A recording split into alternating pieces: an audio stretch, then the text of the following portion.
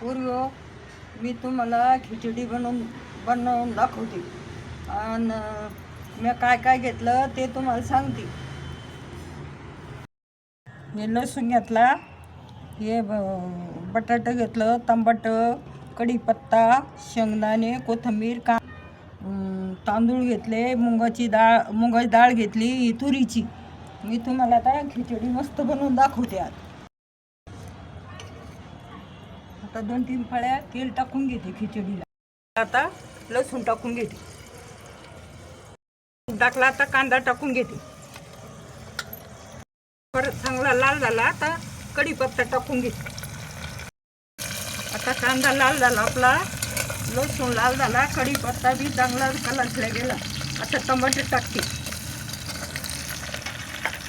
आता बटाटे टाकून घेऊ आपण त्याच्यात. हळद टाकून घेते त्याच्यामध्ये 2 चमचे तिखट टाकून घेऊ आपण. शेंगदाणे टाकून घेते.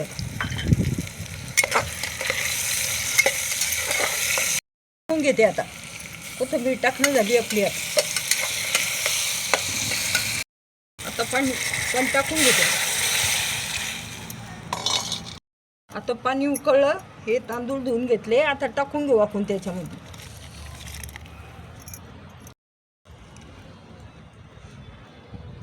आता मीठ टाकून घेऊ त्याच्यामध्ये आपण.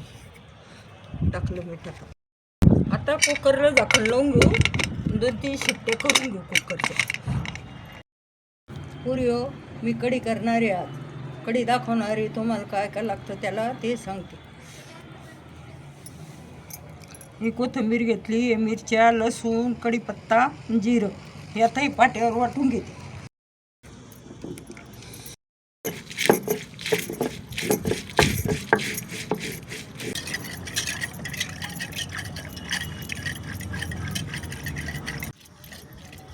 आता 2 चमचे बेसन पीठ घेतलं, आता ते घुसळून घेते. आता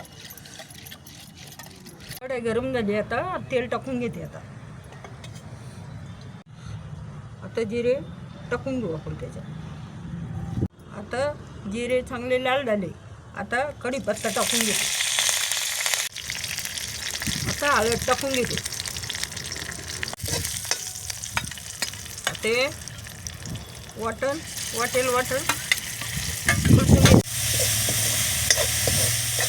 आता उसळलेलं दही टाकून घेते.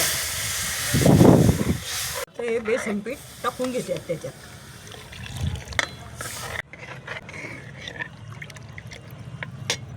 आता तुम्हाला जसं लागेल तसं पाणी टाकून घ्या.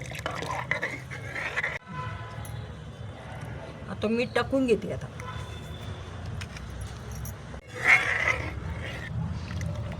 पूर्वी आता ही कढी आहे ना, तर जादा उकळू देऊ नका. उकळू दिली का ती फाटती. ती आपली कढी तयार आहे. आता जादा उकळली का मग ती नासल्यावानी होती. तयार आहे आपली खिचडी. कढी लय भारी झाली, मोकळी झाली कढी खिचडी. खिचडी मोकळी झाली. कढी बी लय भारी झाली आपली. या खिचडी खायला पूर्वी आणि तुम्हाला जर आवडला असेल तर लाईक करा, शेअर करा.